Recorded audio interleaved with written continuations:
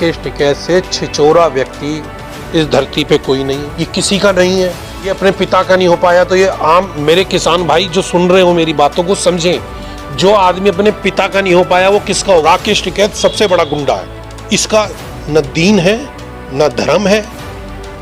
ये मैं ये कहना चाहता हूँ कि ये इंसान के रूप में भेड़िया है। राकेश टिकैत का तो ये तो बेशरम आदमी है। वहाँ पे ईंटों से कमरे बना लिए, उनके अंदर नहीं जाने देता प्रेस वालों को, क्योंकि उसमें किसान है ही नहीं। उन कमरों के अंदर रिपोर्टर्स को नहीं जाने देता क्योंकि उसमें आदमी नहीं है। होगा तो कह रहे हैं हम उनकी विचारधारा पे काम कर रहे हैं। उनकी विचारधारा ये थी कि गुंडागर्दी, उन्होंने भी करा था आंदोलन, कभी गुंडागर्दी नहीं करी। टिकैत साहब का आज भी दुनिया आदर करती है। उन जैसा तो राकेश टिकैत बन ही नहीं सकते किसी भी कीमत पर। उनकी तो दुनिया तारीफ करती है, पूजे जाते हैं वो। ये जिंदा रहने लायक नहीं है, गिर चुके हैं। जिस प्रकार पागल कुत्ते को गोली मार देनी चाहिए, ऐसा करना चाहिए जो इस तरीके का काम करता है। और नमस्कार, मनोज कुमार। आज हम आए गाजियाबाद में। जिस प्रकार से किसान आंदोलन के नाम पे नरसंहार हो रहे हैं, कुछ दिन पहले सिंधु बॉर्डर पे देखा गया था कि एक दलित सिख को मार दिया गया था और काट के उनको अलग अलग पार्ट में उनको बैरिकेडिंग के साथ में लटका दिया जाए। हाल ही में आज एक और ही उसी प्रकार की घटना देखने को मिली है।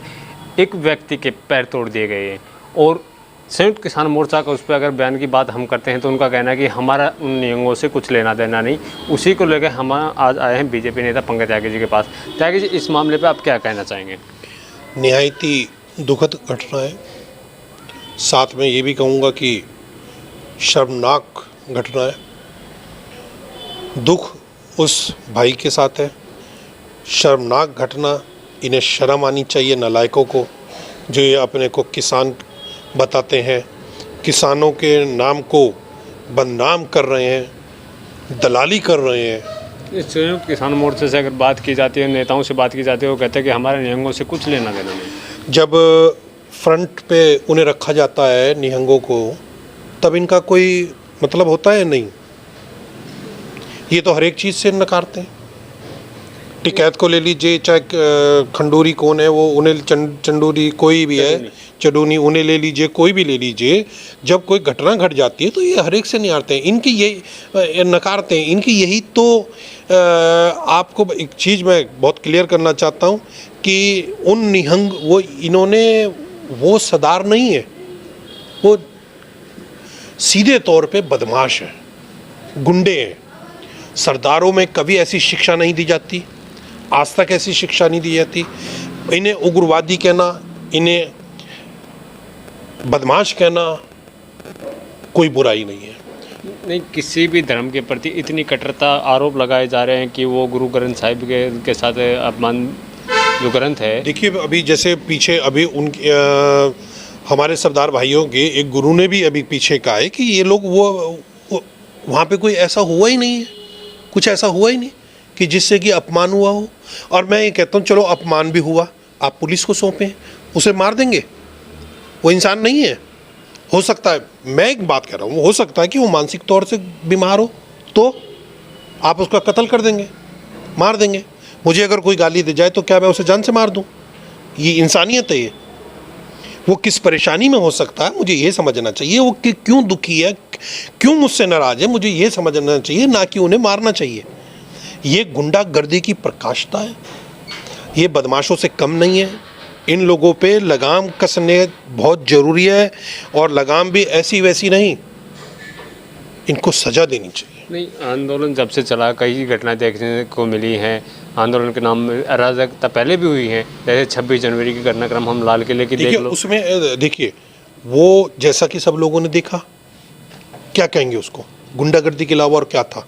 आप बेकसूर पुलिस वालों पे ट्रैक्टर चला रहे हैं, शर्म नहीं आ रही आपको? आप देश की उस जगह झंडा फहरा रहे हैं, आपको देश का भी कुछ लिहाज नहीं।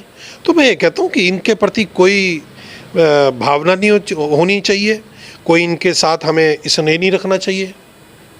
नहीं, मेरा कहने का मतलब है जैसे 26 जनवरी की घटनाक्रम लगा लो, बंगाल से आई एक युवती के साथ सिंधु बॉर्डर पे ही बलात्कार होता है, उसके बाद वो मारी जाती है और एक व्यक्ति को जिंदा जला दिया जाता है। आंदोलन के नाम पे अराजकता को रोकने में सरकार असफल क्यों है?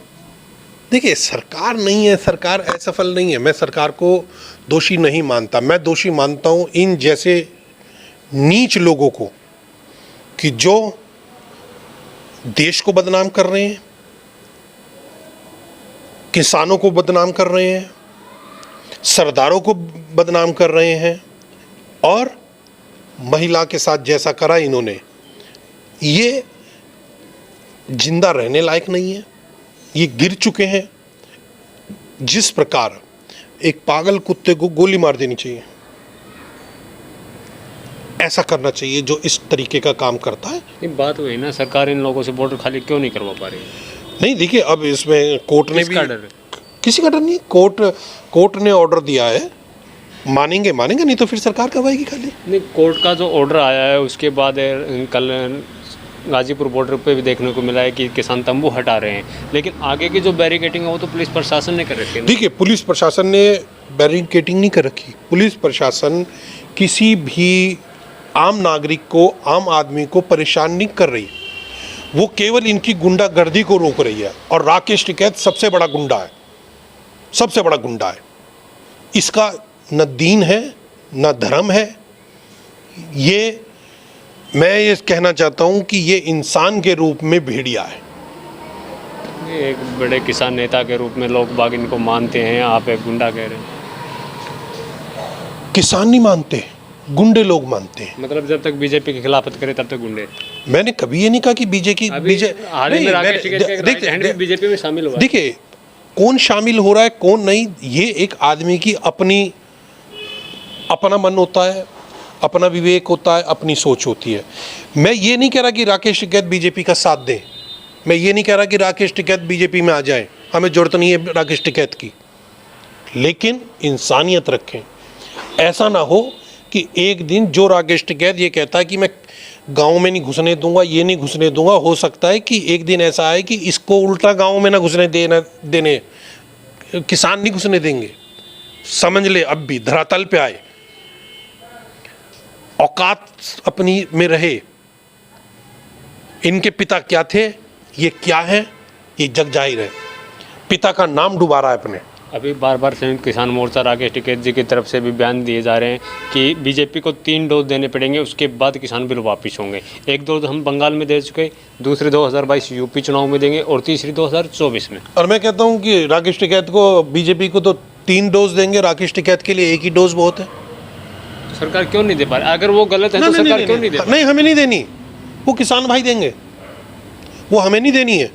तो सरकार का भी तो कोई दायित्व पड़ता है ना। नहीं, सरकार का दायित्व है। सरकार किसी भी मजलूम के साथ गलत नहीं होने देगी, और अगर होगा तो उसमें न्याय होगा, उसमें सजा होगा। एक दलित सरदार को मार के काट दिया जाता है, कोई तालिबानी भी नहीं इतनी बर्बरता नहीं करती, उसके बाद भी सरकार उन लोगों पर कार्रवाई नहीं कर पा रही, उनको हटा नहीं पा रही। देखिए, सरकार किस वजह से नहीं हटा रही, क्या नहीं हटा रही, ये अलग बात है। लेकिन आपसे वो दिन दूर नहीं है कि ये हरकतें इनको झेलनी पड़ेंगी, चाहे वो हमारे पंजाब के किसान भाई हों, चाहे वो यूपी के किसान भाई हों, या पूरे देश के किसान भाई हों। वो अपने आप, जो ये कितने मोर्चे बने हुए हैं, 40 हैं, इन्हें अपने आप जवाब देगी वो सरकार। कोई दिक्कत नहीं है। किसान भाई इनको जवाब देंगे। तो फिर सरकार का क्या दायित्व? सर, किसानों ने चुन के सरकार में आप लोगों को बैठाया, तो सरकार का क्या दायित्व है? सरकार सुरक्षा प्रणाली जो है वो सरकार के अधीन है, सरकार क्या करे? नहीं, देखिए, कुछ चीज़ें जैसे अब माननीय कोर्ट ने ऑर्डर दिया है, इस पर बहुत जल्दी देखना कार्रवाई होगी। कोर्ट ने ऑर्डर दिया है कि जो बैरिकेडिंग लगा रखी है उनको खाली करके हाईवे खोले जाए। बैरिकेडिंग तो पुलिस वैसे भी चेकिंग के लिए लगाती है। तो किसान तो हमेशा से कहते आए हैं कि हमने तो हाईवे रोक ही नहीं रखे हैं। ये तो राकेश टिकैत का तो ये तो बेशरम आदमी है। वहाँ पे ईंटों से कमरे बना लिए, उनके अंदर नहीं जाने देता प्रेस वालों को, क्योंकि उसमें किसान है ही नहीं। उन कमरों के अंदर रिपोर्टर्स को नहीं जाने देता, क्योंकि उसमें आदमी नहीं है। नहीं, उनका कहना भी कहीं ना कहीं से अगर देखने को मिले कि 15-15 लेयर की बैरिकेडिंग लगा रखी, कंक्रीट की हाईवे पे दीवारें बना रखी प्रशासन ने। क्या राकेश टिकैत को फिर गुंडागर्दी करने दें दिल्ली में? प्रशासन, आप जैसे आपने क्वेश्चन उठाया कि प्रशासन क्या कर रहा है, प्रशासन चाह रहा है, सरकार चाह रही है कि ये मुद्दा शांति से खत्म हो जाए। लोग, भारत देश की जनता इनको अपने आप जवाब दे, नहीं तो फिर ये अभी बैरिकेडिंग के लिए कहने लगा, देखो राकेश टिकैत। इसलिए जनता को ही इसका जवाब देना है। वो ये कह रहे हैं कि हम जंतर मंतर या रामलीला मैदान क्यों? उनकी राकेश टिकैत की है, संवैधानिक प्लेस तो आंदोलन करे, गुंडागर्दी थोड़ा ना करे। जब दिल्ली में घुसे थे ये लोग तो सरकार ने रोका थोड़ा ना था, लेकिन आपने क्या देखा, क्या करा इन्होंने? गुंडागर्दी करी, वो पुलिस वालों के हाथ काट लिए। तो सर कह रहे हैं कि सरकार ने भटकाया है। सरकार ने भटकाया। राकेश टिकैत से छिचोरा व्यक्ति इस धरती पे कोई नहीं है। ये किसी का नहीं है, ये अपने पिता का नहीं हो पाया तो ये आम मेरे किसान भाई जो सुन रहे हो मेरी बातों को समझें।